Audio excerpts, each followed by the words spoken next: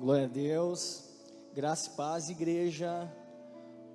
Você que está aí na sua casa, você que está no seu quarto, está na sua sala, não sei se você está assistindo através do seu smartphone ou da sua Smart TV, ou você só está ouvindo, porque quem sabe você está em algum outro lugar com fone de ouvido, ouvindo essa ministração, participando dessa celebração.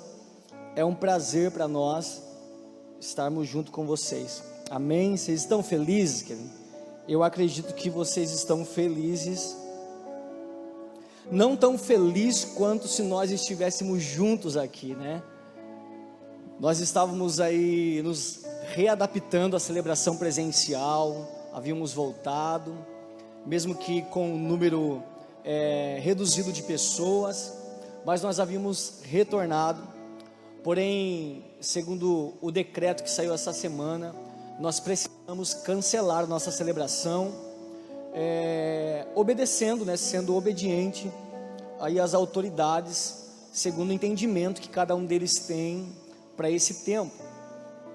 E nós cumprimos todos os protocolos necessários para estarmos fazendo a celebração presencial, porém, a gente sabe que por algum motivo precisou que nós viéssemos estar novamente somente online, e nós estamos aqui para celebrar com vocês mais uma vez. Então você Reino Church que está em casa, ou você de outro lugar, ou você que nunca pisou em uma igreja, o interessante é que nesse momento nós estamos juntos em família, para nós cultuarmos a Jesus, amém?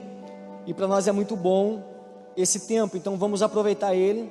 E eu quero te convidar para que você abra aí a sua Bíblia em Neemias capítulo de número 1 e o verso de número 1.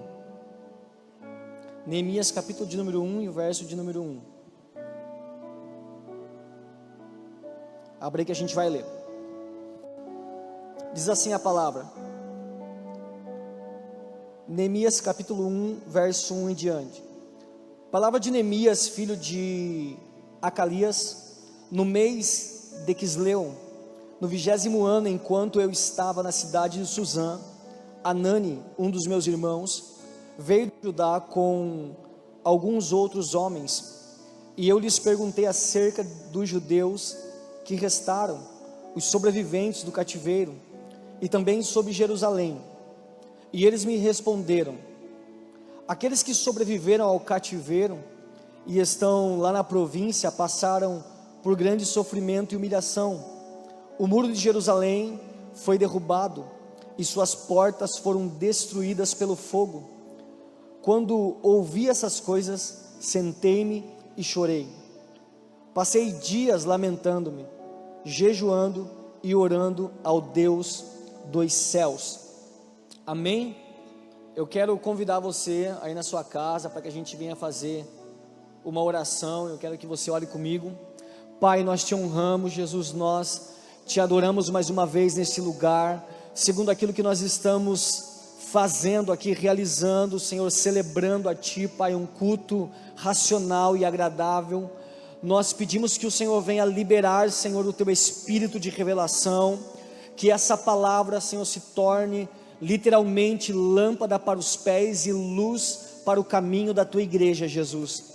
Pai, que a nossa alma, Senhor, venha a ser escravizada, Senhor, e o nosso espírito esteja livre para receber, ó Deus, a totalidade, segundo, Senhor, o discernimento, segundo, Pai, decodificado, Pai, segundo o entendimento de cada um, para que ninguém fique disperso, para que ninguém fique confundido, mas segundo a revelação da Tua palavra, Pai, a Tua igreja, em mais uma noite, venha aprender, venha, Senhor, receber, ó Deus, o entendimento, para que eles venham viver a Tua boa, perfeita e agradável vontade, Jesus. É o que nós te pedimos aqui nessa noite, Pai. Sim, Deus, traz, Senhor, a Tua vontade para a Tua igreja. Amém e amém. Glória a Deus. Igreja, o texto que nós lemos aqui, ele fala sobre Neemias. A Bíblia fala que Neemias, ele estava servindo no palácio do rei, servindo na casa do rei. E a Bíblia diz que de repente, quando os seus irmãos voltaram da caminhada até Jerusalém, eles haviam ido até lá para ver como estavam as coisas, como que tudo estava acontecendo lá, e de repente eles voltaram e trazendo as notícias, e Neemias logo foi perguntar para eles, foi perguntar como que estava lá, o que estava acontecendo, só para você ter um pouco de entendimento.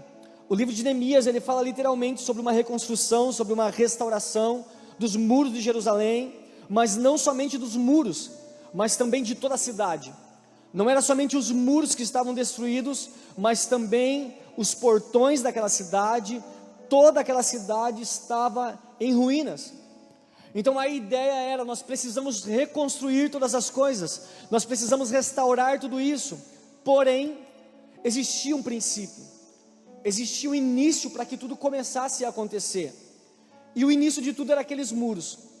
Isso, para os israelitas, para os hebreus que receberam a palavra profética de Deus, para ir até novamente a terra da promessa e reconstruir todas as coisas. Porém a Bíblia fala que quando os irmãos de Neemias vieram até ele, e ele perguntou: e daí, quais são as notícias que vocês têm? Foi essa notícia que eles deram. A notícia não era de muito ânimo, eles estavam dizendo que o povo estava sob sofrimento e humilhação, que Jerusalém estava derrubada, as portas estavam destruídas pelo fogo, ou seja, a cidade estava em ruína. As notícias não foram as boas novas, foram as más notícias. Porém, quando Neemias, ele captou aquelas palavras, quando ele recebeu as notícias daquelas pessoas, Neemias não deixou se abalar por aquilo que ele ouviu. A Bíblia fala que rapidamente Neemias foi até um lugar, nós chamamos esse lugar de lugar secreto. A Bíblia fala que Neemias entrou em um lugar em Deus, e chorando, se humilhando, jejuando ao Senhor, ele queria saber somente uma coisa: aonde eles erraram, e se caso eles erraram, que Deus viesse instruí-los como eles poderiam fazer, para que as coisas viessem ser feitas da maneira que Deus queria. Neemias não havia pecado, porém a Bíblia fala que Neemias, ele pediu perdão, até por pecados que ele mesmo não havia cometido. Ele disse: Senhor, se nós pecamos contra Ti. Ele estava se incluindo em toda aquela situação, porque quando nós queremos ver uma coisa mudada, quando a gente quer ver a ação de Deus, não interessa para nós quem pecou, quem errou. O nosso interesse é que todos nós devemos buscar uma solução para aquele problema, e não querer identificar o erro, mas sim buscar de Deus qual é a solução. E se para que isso venha acontecer, todos nós tivemos que se humilhar, tivemos que orar, que buscar a face do Senhor, assim nós faremos. Esse era o entendimento de Neemias, e Neemias fez isso, ele buscou o Senhor, e a Bíblia fala que Deus mais uma vez falou com ele. Queridos, entendam uma coisa: o desafio maior para Neemias naquele tempo não foi reconstruir Jerusalém, nem os muros e nem os portões. O princípio do povo era começar a reconstrução pelos muros. Porém, o princípio para Jeremias, a missão dele era reconstruir. Porém, antes de reconstruir os muros, antes de reconstruir as cidades, o que ele precisava? Jeremias precisou reconstruir algo dentro do povo. Existia algo dentro daquele povo que estava destruído. A esperança estava destruída. Eles não conseguiam mais enxergar alguma coisa além. Eles não conseguiam ter uma visão ampliada de que realmente as coisas que Deus falou iria acontecer. Neemias tinha que converter a visão deles de caos e destruição para uma visão de fé e uma visão de esperança. E parece que isso é meio simples para nós que estamos enxergando a história aqui há 1000 anos-luz na frente.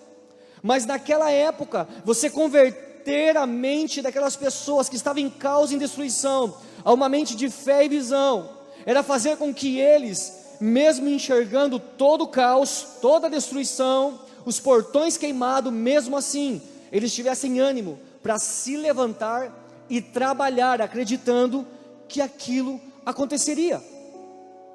Porém, olha só, a gente sabe que Hebreus ele fala o quê?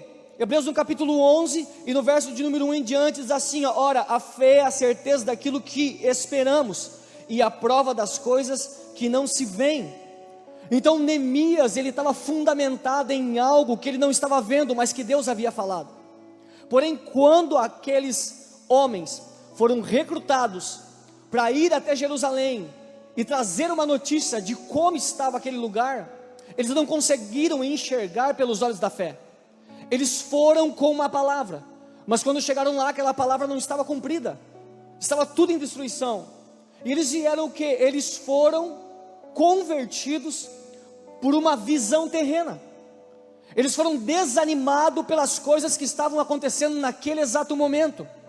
A esperança deles foi destruída por aquilo que eles estavam vendo. Porém, a fé, ela não é o firme fundamento das coisas que nós estamos vendo nesse presente, mas sim o fundamento das coisas que nós não estamos vendo, mas que nós acreditamos que elas irão acontecer. Queridos, entenda uma coisa: a maior dificuldade não é Deus fazer aquilo que Ele disse que iria fazer. A maior dificuldade é nós, como povo, como igreja, acreditar que Deus pode fazer aquilo que Ele falou.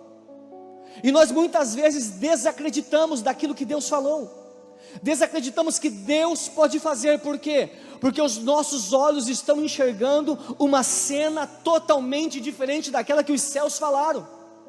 Então nós acreditamos o que, cara? Não vai acontecer, as coisas não vão melhorar. E o Brasil está nesse exato momento, aonde nós abrimos a janela da nossa casa, e a cena que nós olhamos aí fora, qual que é? Uma cena de caos, de destruição, de aparentemente que as coisas não vão melhorar, que as coisas não vão mudar, mas as coisas vão sim.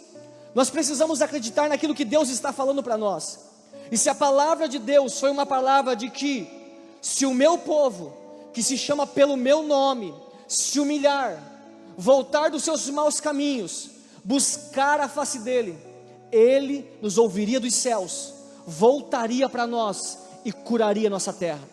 Então existe esperança. Nós só precisamos acreditar que toda palavra profética liberada, ela tem uma primeira missão, e a missão dela, a função dessa palavra é mudar a nossa mente. Nós precisamos ter uma mente mudada. Uma mente transformada faz com que você se mova por algo que os teus olhos não estão vendo, mas você tem a certeza de que aquilo irá acontecer. É essa a função de uma palavra profética. Então, se Deus liberou uma palavra profética sobre nós, se Deus liberou uma palavra profética sobre o Brasil, nós precisamos acreditar. Eu não sou um profeta do caos, eu sou um profeta da esperança. E por mais que eu saiba que nós precisamos fazer a nossa parte para que as coisas venham a acontecer, nós precisamos sim nos humilhar, jejuar, buscar ao Senhor, nos arrepender dos nossos maus caminhos. Eu acredito que existe uma palavra de restauração. A Bíblia fala que existe esperança para aquela terra seca, para aquela raiz que parece que foi destruída, mas existe uma esperança. E a esperança está naquilo que nós não vemos, mas naquilo que nós acreditamos. Neemias tinha essa primeira lição, fazer o quê? Levar o povo a acreditar naquilo que Deus havia falado. Eu estou aqui hoje como Neemias. Eu quero liberar uma palavra sobre você que está em casa, e a minha missão é motivá-lo pela fé, a acreditar que vale a pena. Nós não esmurecemos a nossa fé, mas ao contrário disso, nos levantarmos nessa noite, acreditarmos e trabalharmos para que o futuro seja diferente daquilo que nós estamos vendo agora. Porém, se nós não trabalharmos para isso, essas coisas não vão acontecer. Entenda, uma palavra profética não muda o ambiente, uma palavra profética muda a nossa mente. E nós, convertidos por uma palavra profética, com a mente transformada, nós não se moldamos a esse mundo, e nós começamos a transformar esse mundo, reconstruí-lo a partir de uma mente renovada. Você precisa ter uma mente renovada, você precisa permitir com que essa palavra entre na sua mente, transforme ela, para que as suas atitudes em frente a todo esse caos seja diferente. Eu quero dizer para você o seguinte, que quando uma onda vem sobre nós, nós começamos a enxergar aquela onda, e aquela onda é grande. Sabe o que a gente pensa? Nós pensamos, cara, a tribulação está difícil, está complicado, nós estamos passando dias maus, e nós enxergamos aquilo como uma grande prova. Porém, se nós acordamos para o nosso dia de uma maneira muito otimista, guiados pelo Espírito Santo de Deus, sabe o que acontece? Você enxerga essa mesma onda de uma maneira diferente, e você fala, cara, eu vou passar essa dificuldade. Não, essa prova ela é difícil, mas eu vou conseguir passar por ela. Por quê? Porque a tua visão está ligada com o teu otimismo, com a tua fé, com aquilo que você não está enxergando com os olhos, mas aquilo que você está enxergando com a mente. Então você precisa acreditar naquilo que Deus falou. Você precisa entender as palavras que estão dentro de você, aquilo que Deus está falando, aquilo que realmente foi gerado dentro de você. Olha só, eles ouviram essa palavra, e qual era a estratégia daquele momento? Porque existia uma estratégia para aquele tempo, assim como eu acredito que existe uma estratégia para esse tempo, existe uma estratégia para esse momento. Os céus estão falando algo, e nós precisamos se mover conforme os céus estão falando. Qual era a estratégia para aquele momento? Neemias 3:23 fala sobre isso. Depois, Benjamim e Assub fizeram os reparos em frente à sua casa, e ao lado deles Azarias, filho de Mazéias, filho de Ananias, fez os reparos ao lado da sua casa. Então olha só, qual que era a estratégia para aquele tempo? Reconstruir, restaurar e proteger aquilo que estava próximo. A palavra de Deus para eles era: abra a janela aí e enxergue aquilo que vocês estão enxergando mais próximo, e aquilo que os seus olhos conseguem detectar que precisa de reparo, está próximo de vocês, então vocês vão fazer. Então foi isso que esses homens fizeram. Eles reconstruíram os muros, porém cada um em frente à sua casa. Eles precisavam começar pelo começo, é lógico. Então o começo sempre é aquilo que está no nosso alcance, é sempre aquilo que nós podemos tocar. Aí você fica perguntando, né? O que eu tenho que fazer próximo de mim? Lucas capítulo 10 e o verso de número 29 diz: mas ele, querendo justificar-se, perguntou a Jesus: quem é o meu próximo? Quem é o meu próximo? Quem que eu tenho que ajudar? Ah, você precisa ajudar o teu próximo, mas quem é o meu próximo? Então o teu próximo é aquele que está próximo. Eu aprendi isso com o meu pastor. O teu próximo é aquele que está próximo de você. Então quem que eu devo ajudar? As pessoas que estão perto de mim. Às vezes nós queremos ajudar pessoas que estão em outro país. Às vezes nós queremos fazer missão na África, nós queremos fazer missão em outro lugar. Ah, como eu queria neste momento estar pregando em um lugar por causa desse vírus que está lá destruindo as pessoas. E a gente vê as missões em muitos lugares, mas se esquece que primeiro nós precisamos reparar os nossos muros da nossa cidade. Eu preciso me preocupar com quem está próximo de mim. Não adianta eu querer ir para outra cidade. Não adianta, esse não é um tempo onde pregadores, onde reconstrutores, onde pastores, onde homens de Deus, onde qualquer um que tem uma palavra queira reconstruir em outro lugar. Mas nós precisamos se unir e reconstruir a nossa cidade, as pessoas que estão perto. Nós estamos em um tempo em que, se eu cooperar com a minha vida e cuidar do meu próximo, eu estou cooperando para o todo. Nós estamos vivendo esse tempo que quando eu estou cuidando de mim, estou cuidando das pessoas que estão próximas, então eu estou cooperando para o todo. E às vezes nós não olhamos isso. Nós sabemos que nós precisamos fazer muitas coisas, mas nesse momento em que aparentemente a igreja está parada, a igreja que eu digo CNPJ, a igreja estrutura, por mais que a igreja assim esteja aparentemente parada, entenda, nós sim conseguimos fazer com que o corpo de Cristo continue sendo edificado. Como? Cuidando de mim e daqueles que estão próximos de mim. Essa é a missão para esse tempo. Então olha só a ideia. Nós estamos em um tempo que Neemias, ele disse assim, ó, se você ler mais abaixo nos relatos, você vai ver que, conforme aquelas pessoas trabalhavam, eles se protegiam as pessoas que estavam perto deles. E por mais que neste momento a gente não consiga fazer tantas coisas como nós queríamos como igreja, mas se você hoje olhar para dentro da tua casa, e você se preocupar com a tua vida, e com aqueles que estão aí perto de você, você já vai estar cooperando, para que a igreja continue avançando, para que o propósito de Deus continue se desenvolvendo, para que você continue mergulhando no Senhor, conhecendo a vontade dEle para a tua vida, aprofundando a tua família nisso. Olha só o que ele fala. Só que muitas vezes, antes de eu entrar naquilo que ele falou, muitas vezes nós achamos assim, que como que eu posso ajudar, como que eu posso fazer alguma coisa em um tempo como esse?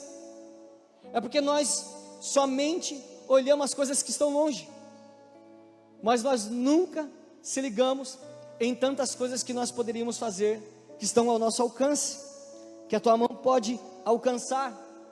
E quando nós pensamos assim, sabe o que a gente faz? A gente para de fazer. Se eu não estou conseguindo fazer tantas coisas que eu queria fazer, então eu não vou fazer nada. Então nós paramos no tempo, quando na verdade nós precisamos entender o quê? Que esse não é um tempo de descanso. A igreja não está de férias, a igreja não está parada, a igreja não está fechada. Jesus falou que as portas do inferno não prevalecerão contra a igreja, ou seja, não há nada que pode parar a igreja. Simplesmente a igreja é indestrutível.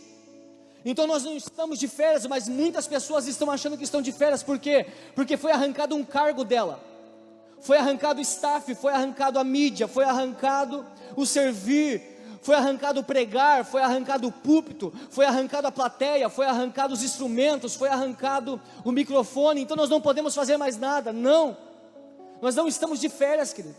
A igreja continua militante, a igreja continua avançando, a igreja continua crescendo, a igreja continua construindo, e você pode fazer parte dessa construção. Olha só o que a palavra fala em Neemias capítulo 4, versículo de número 23, eu, os meus irmãos, os meus homens de confiança, e os guardas que estavam comigo, nem tiravam a roupa, e cada um permanecia de arma nas mãos. Ou seja, Neemias estava dizendo, entendam, nós não tiramos férias, nós não descansamos, nós não paramos em nenhum momento, a todo instante nós trabalhávamos. Primeiro, porque nós tínhamos um foco, nós tínhamos algo a construir, nós tínhamos um lugar a chegar, existia um foco, existia uma meta, eles sabiam que eles não poderiam parar, só que eles diziam assim, não foi só eu que não parei, a minha família não parou, os homens que estavam ali comigo, da minha confiança, eles também não pararam, eles continuaram assim, eles continuaram ali, trabalhando, pelejando, e simplesmente por causa de alguém que estava entendendo a vontade de Deus para aquele tempo. Então se você que está em casa me ouvindo nesse momento, você entender aquilo que Deus está falando para você, você entender aquilo que os céus estão falando, você vai conseguir se mover, e fazer com que a igreja se mova, e fazer com que ela chegue no lugar aonde Deus tem preparado para ela. Você precisa nos ajudar, vamos lá, come on. Você está me ouvindo? Jesus está falando com você, você e a sua casa. Sim, esse é um tempo, se cada um de nós nos preocuparmos com a nossa casa, nós iremos ajudar sim o todo, querido. Esse é um tempo de você fundamentar a tua vida na palavra, esse é um tempo de você fundamentar a tua vida em Jesus. Sim, se fundamente na palavra. A palavra diz que em algum momento Deus disse para Josué, Josué, Moisés já foi recolhido, agora toma a frente desse povo, mas faz o seguinte, você precisa ser um líder bem sucedido como foi Moisés. Mas como você vai conseguir fazer isso? Entenda, medite nessa palavra de dia e de noite, e não se desvie dela, nem para a esquerda e nem para a direita. Não, permaneça nela, fundamente a tua história, fundamente a tua vida na palavra. Ela vai liberar fundamentos sobre você, ela vai fazer com que você consiga chegar no lugar aonde Deus tem preparado. A Bíblia fala que Deus disse para ele: a tua fama vai alcançar muitos lugares, e muitos irão se amedrontar diante de você. Por quê? Porque você é o cara, porque você é muito tempo cristão, porque você está 20 anos dentro da igreja, não porque você cumpre leis religiosas, não, simplesmente por causa de uma coisa: a tua vida está fundamentada na palavra, a tua vida está fundamentada em princípios, está estabelecida sobre uma ordem espiritual. Você coloca fundamentos bíblicos, você cumpre a construção com princípios, e você faz com que todas as coisas aconteçam através de ordens espirituais. Você tem um trilho a você caminhar, você não faz aquilo que te dá na telha, você não caminha de um lado para o outro como alguém que está perdido, não, você sabe de onde você veio, você sabe onde você está nesse momento, e você sabe para onde você vai. E por que você sabe para onde você vai? Porque você está ouvindo os céus, e quando você consegue ouvir os céus, a tua vida é guiada segundo a vontade de Deus para esse tempo. Você consegue saber aquilo que Deus tem para esse tempo? Se você conseguir encaixar a tua vida dessa maneira, naquilo que Deus tem para esse tempo, para a sua igreja, entenda, você vai ter uma vida bem sucedida, por mais que todos estejam em caos, por mais que todos estejam em crise, por mais que todos estejam amedrontados, por mais que todos estejam desesperados, você vai estar calmo, como aquele que passa por um vale da sombra e da morte, mas você vai estar tranquilo. Por quê?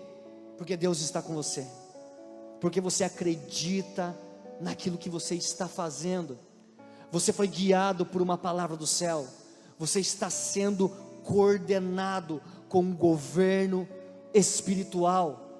Por mais que as pessoas olhem e falem, as decisões que você tem tomado, elas não condiz com a realidade, não se preocupe com isso, deixe os céus te guiar, deixe com que a palavra que Deus liberou sobre você te conduza nesse momento.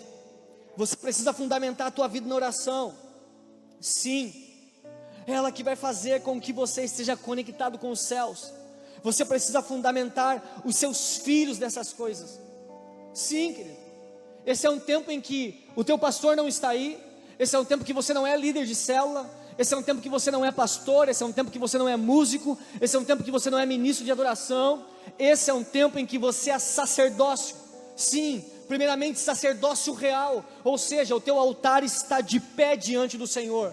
Segundo, você está exercendo um sacerdócio paternal, você está exercendo um sacerdócio familiar, a tua família está protegida, porque você está erguendo um lugar seguro, você está construindo algo. Deuteronômio capítulo de número 22 e os versos a seguir vão dizer que aquele que constrói uma casa nova, ele precisa saber construir. Como que ele vai construir? Faça o seguinte, no meio dessa construção, coloque em volta, construa um muro, para que todos aqueles que estão trabalhando junto com você nessa construção, por um acaso não se precipite dela, não caia e não venha morrer e o sangue seja cobrado de você. Ou seja, você que é um sacerdote, que está construindo algo, construa um ambiente seguro para todas as pessoas que estão junto com você. Você precisa fundamentar os teus filhos, você precisa fundamentar o teu esposo, você precisa fundamentar a tua esposa, você precisa fundamentar a tua casa. Esse é o momento de você reconstruir os muros da frente da sua residência, a tua própria vida. Isso vai fazer com que o todo seja desenvolvido. Isso vai fazer com que todas as coisas continuem em desenvolvimento no Senhor. Eu queria deixar essa mensagem aqui hoje, para que você entenda que, enquanto uns trabalham, outros lutam. A Bíblia fala que, com os lombos cingidos, sabe o que é isso? Eles pegavam as suas vestes e eles amarravam aqui, nos seus lombos, simplesmente por causa de uma coisa, porque eles sabiam que eles precisavam ter agilidade, porque o momento era difícil. Eles estavam ali com uma mão com as espadas, enquanto outros estavam construindo. Então aquele que construía era protegido com aquele que tinha uma espada. E assim, quando aquele que cansava de construir tomava o posto da espada, o outro tomava o posto para a reconstrução. E assim eles alternavam os turnos. Assim hoje nós devemos se levantar como igreja, trabalhar, acreditar, se colocar de pé e ir para cima, entendendo que nós temos uma palavra que nós caminhamos sobre ela. Fique tranquilo, não fique se preocupando com as coisas que acontecem ao teu redor, com os moveres que acontecem. Enquanto você está fitado no Senhor, enquanto você está sobre uma palavra, enquanto você está conduzindo a igreja, várias coisas acontecem ao teu redor que você nem imagina. No mundo espiritual, muitas coisas acontecem, e no mundo físico também. Mas você precisa continuar sendo um atalaia, pregando a palavra do Senhor, incentivando as pessoas, fazendo com que elas tenham a mente mudada, com que a visão delas sejam trocadas por uma visão renovada, por uma mente transformada, por uma palavra que veio dos céus. Amém? Eu quero orar pela tua vida, e nós já vamos estar ministrando a ceia. Feche os seus olhos. Você que está em casa,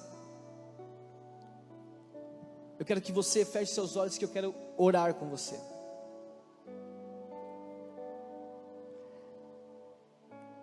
Que nesse momento o Espírito Santo de Deus possa te encontrar, possa tocar a tua vida, que Ele possa mudar a situação como está lá. Sim, queridos,